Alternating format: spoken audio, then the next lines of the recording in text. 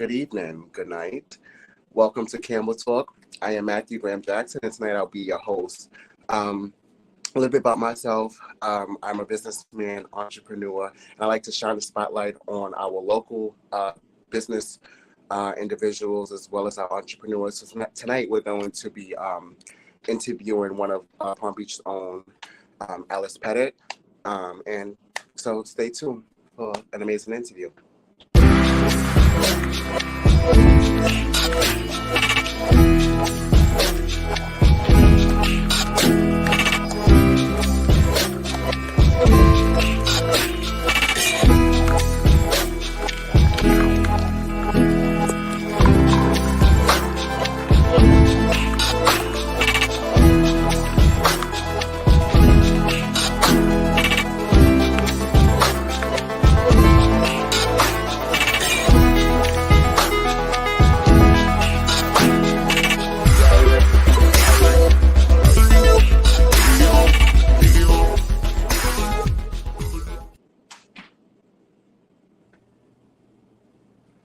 Hey, good evening. How are you? I'm doing well. How are you? I'm doing well. I'm well. So tonight, guys, I am interviewing Ellis Petit. Ellis, why don't you go ahead and tell us a little about yourself? Good evening, all. My name is Ellis Petit, personal injury attorney. I grew up in Lake Worth. Originally, my folks are from Haiti. Grew up in Lake Worth, graduated from Lake Worth High, graduate of University of Florida, go Gators. I've been a personal injury attorney now a little over 10 years. Personal injury is what I have a passion for. I'm a single man. I have a son. And what I do for fun, I travel. I enjoy the amenities around South Florida. And I just live life. I enjoy what I do. That's just it in a nutshell. Okay, nice. So you just explained to us your role within your company and how long you've been there, and that it's your passion, and we love to hear that. How would you say you get back to your community? Well, just to piggyback on what you just mentioned, I am an attorney with Keller Caracuzo. It's a 10 attorney firm here in North Palm Beach. I've been doing this, like I said, a little over 10 years. And recently we sponsored a part of the Muck Bowl. I guess folks that live in the Glades, they come together once a year, and we sponsored that. I personally, I give back to my church that I grew up in. I give back to clients that come and see me and that have hardships. I give back to Packing for Haiti. Any opportunity I get to give back to the community, I try to do so. Whether it's, like I mentioned, Packing for Haiti or sponsoring local events, we try to do that as much as possible. Nice. We love that. Now, what would you say inspires you and motivates you to do what you're passionate about at this very moment? Okay. What drives me, what motivates me, what drives my motor essentially is realizing that I am actually doing good. Most people come see me after an injury, accident-related injury, whether it's minor, fender bender, or more catastrophic where you're in a coma for several weeks. We do it all, quite frankly. And, at the end of the day, money can't fix a lot of the what ails people. However, it makes situations slightly better. So I think that's what motivates me. That's what drives me. That's what keeps the motor going. Nice. Okay. And I know, sometimes, me being a businessman myself and an entrepreneur, sometimes with us being young, Black, successful business owners, do you think that we face more challenges, or do you think that, things stand in our way, like stigmas and things of that nature? Of course. You can't be Black in America and not face adversity. The thing with being in my position, the adversity will come. You just have to overcome it. You have to know that these people don't define you. The comments don't define you. You have to keep going. Because if our forefathers hadn't gone through it, we wouldn't be where we are today. So It's just a minor inconvenience. It's a minor speed bump. Just keep going, persevere, and you'll get to the end. Okay, I agree with that. And I know also alongside of you being an injury attorney, you also run a couple of businesses yourself. What would you say have been the biggest learning experience in running a business as well as working, as working like a 9 to 5 or a 9 to whenever your clients Sure, decide to sure. leave? Yeah, of course, of course. Well, being an attorney and a personal injury attorney, the way we, as a personal injury firm, the way we're structured, every attorney is his or her entity. And the side projects that I have, um, a lot of times you have to realize you don't know it all. You could go to school, have a PhD in whatever field you're in. You don't know it all. So the best thing is to know that you don't know it all and ask questions. Ask questions of people that have come before you. Ask questions of people that are en route to become where you are, because they could provide a different perspective, different view that you weren't considering. So I would say overall, just ask a lot of questions. Just know that you don't know it all. And having been a junior attorney, 1 year, 2 year attorney, 1 year, 2 year attorney, thinking that I knew it all from my training as a lawyer, I clearly was mistaken, and I clearly was wrong. So just to sum it up, just ask a lot of questions. You're never dumb. You're never silly. You're never stupid by asking questions. That's what will help you get to where you're trying to go. Okay, nice. Okay. Um, Now, since we're still on the personal injury attorney, if someone is inspired to do what you do in your field right now, in this particular field, where would they begin? I would say, I don't know what level of education this individual would be, but just talk to your school counselor. Your school counselor, whether you're in high school, will help you strengthen the skills that you need to be a better speaker, a better writer, a better overall, a well-rounded individual. Because going into law, the practice of law or entrepreneurship, there's a lot of things that a book cannot teach you. The only way you get better is by asking questions, getting a mentor, having someone show you the ropes, maybe an outlines that skills you could develop along the way that'll help make you a better professional.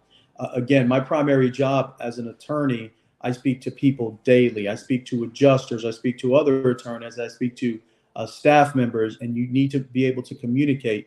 And what I see a lot of people that come talk to me about going into the legal profession is a lot of them cannot communicate. If you can't communicate verbally, many times you can't write. You can't write well. You're not you're not well read.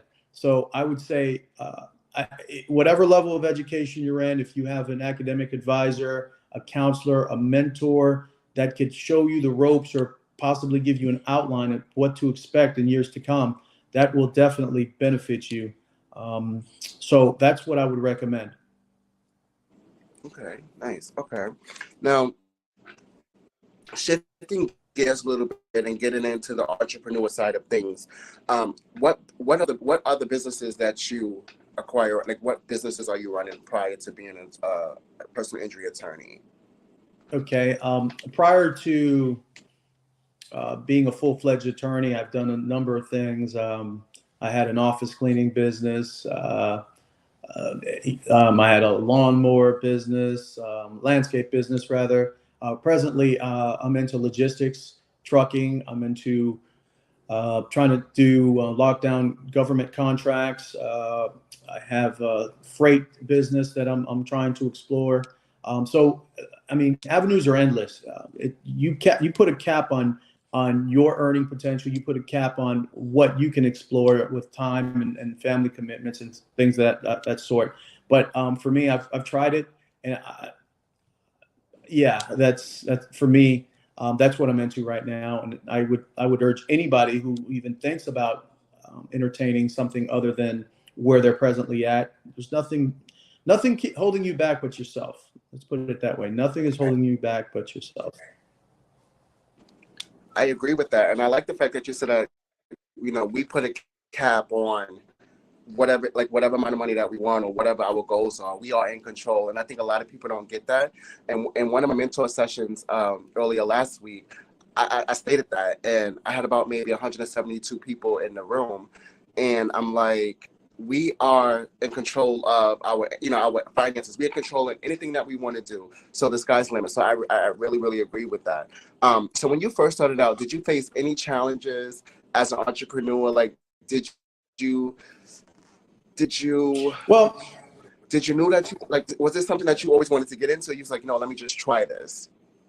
are you referring to the legal profession? Entrepreneur, no, just running your own businesses. Oh, entrepreneurship as a whole.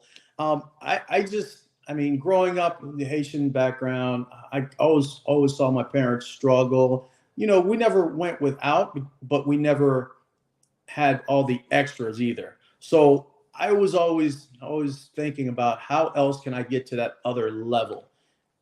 I always trying to shoot for that other level. No matter where I was and how much money I was making, I always wanted that other level. So entrepreneurship, no one's going to hand it to you. Even where I am presently, they're not just handing you a book. Here's how you get to the other level, buddy. You read about it, you hear about it on television, and you just experience certain things. So entrepreneurship, it's been a rocky road. I can't say it's smooth, but at the end of the day, you put a limitation to where you want to go. And that's what I like about it. You're not working 9 to 5, you're working probably 9 to 9, but you put a cap on your limitation. So put a cap on that. So entrepreneurship, it's always been in my back pocket. Obviously, I have to keep the lights on and take care of myself and feed my family, but always in the back pocket, always in the back of my mind, where can I go? Where else can I go? What niche can I fill? So yeah. So I hear you talk about back home, and I hear you talk about your family and family oriented. If you have any role models, who are they, and any mentors? Like what is there anybody in your ear that's like feeding you knowledge? I mean, I know that you already don't know it, but any additional knowledge? Any role models? Any mentors? Well, I hate to sound cliche. I have some contemporaries that are attorneys and folks that I went to school with, and I don't want to compare myself to them because they're in a different lane. I want us all to win. However, I do. There's a certain level of success that I want. I don't want to reach. I don't want to overreach, but I like the level of success where I'm headed, and just living comfortably. Do I have mentors that I talk to or have helped me along the way? Sure. You know how they say it takes a village? Well, people along the way have kind of pushed me to where I am presently. Do I have people that I look up to? I can't say necessarily in the legal world. There are a few notable individuals I could mention. I like what they're doing for the Black community as a whole, but do I ever see myself as that? No, I'm not that. I'm not that bold. I'm not that outlandish. I'm not that individual. However, recently, as I mentioned, we sponsored the Muck Bowl. I'd like to get out to the Glades area and be a beacon, be a beacon of hope, I guess, for lack of a better term, or a place where people can get help and guidance in the Glades. So as of right now, I don't have anyone I aspire to be. Hopefully I'm better than I was last week. Hopefully I'm better than I was last year, and just continue that path. Okay, nice. Do you have a favorite part of being what's your favorite part of being an entrepreneur? My favorite part of being an entrepreneur, actually setting the goals, being able to say, this is the goal for this year, this is the goal for this quarter, this is the goal for this month, and being able to set that goal and put the wheels in motion to get there, right? So I work for a law firm. They don't discuss what the goals are for the quarter. They don't discuss what the goals are for the year. You just show up and you do your work. But as an entrepreneur, you have that opportunity to set the goal, whether high, whether low, and shoot for it. So that's probably my favorite part, or the best part of being an entrepreneur.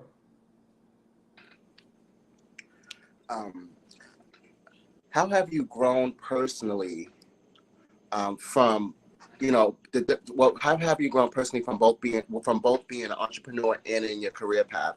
Do you see like a difference? Have you taken some things from your career path over into entrepreneurship? Do you kind of see like a balance, or? Oh yeah, for sure. The person that I am now is definitely a different person than I was 5 years ago. I've grown in patience. I've grown in confidence. I've grown financially. I've grown, I don't, spiritually. It's just being in the pressure cooker. They say pressure creates diamonds or forms diamonds. It definitely makes you a lot better as an individual. You cut corners, you take the escalator route up to success. A lot of times you don't necessarily feel good about the not the income, but the outcome rather. But when you take the slow route, you grind it through and get to the other side, you appreciate it a lot more, I feel. I'm not saying there's not a get rich quick scheme that makes you feel good. I'm not sure. I just know I'm much better than I was 5 years. And through entrepreneurship, through my legal profession and the other ventures I'm with, the tribulations, the trials, and the hardships and sleepless nights, once you get over it, you get over that hurdle, you definitely, it makes you a better individual. For sure, absolutely. Before I go into the next question, I would just like to pause and let everyone who's watching tonight know that this show is sponsored by Campbell Health Solutions. They offer free HIV testing, STD screenings, as well as PrEP services. You can give them a call at 561-208-6595. And they are here in Palm Beach Lakes, West Palm Beach, Florida. Now, if you can go back and, if you can go back and tell your younger self 5 things, what would they be? Save. No. More seriously, just be patient with yourself. Be patient with yourself, because I had a career before entering the legal profession. And when I entered the legal profession, I thought everyone was out to get me because I didn't know what I thought I knew. You have the imposter syndrome. To this day, sometimes I feel like, wait, why am I in this chair? Why am I the one doing this and that? You just have to be patient with yourself. You will get across. You will get where you want to be. And I say this to myself every time I'm headed home. 10 years ago, I wanted to be where I am. And you just have to keep it going. You have to keep it going, because you don't know who you're inspiring. I've had clients send me letters. I've had clients send me emails and say, "Hey, Ellis, the way you handled X, Y, and Z, man, you are a true professional." And like I said, just be patient with yourself. That's one. But save, because there are a lot of rainy days. There are a lot more rainy days than there are. Well, I don't want to be a negative, but saving is part of human nature. We have to save for a rainy day. Number 3 would probably don't be an island. Don't be an island. Don't think you can do it alone. It takes a village. And I say that with all due respect. It takes a village to raise a child, but it takes a village to reach the peak of your career as well. Ask many questions of your contemporaries, your elders, people behind you. Don't close the lid on opportunities. A lot of people say don't burn a bridge. And in this legal profession, Palm Beach County is relatively small in terms of the legal profession. If you do something bad to one attorney, you think it's not going to get out. Trust me, it gets out, and it comes to bite you in the rear. Number 4, man, I'd say don't take yourself too serious. Do not take yourself too serious. It's not as serious as you think. Yes, it's a job, it's a career. You're tasked with something. Don't take yourself too serious. What we do personally does not involve people dying.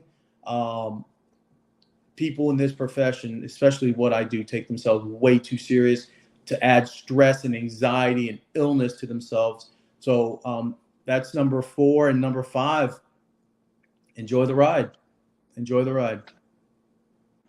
Wow, for sure. Okay, five amazing things. So with all of the amazing business that you're running, with your career path as a personal injury attorney, what's next for Ellis?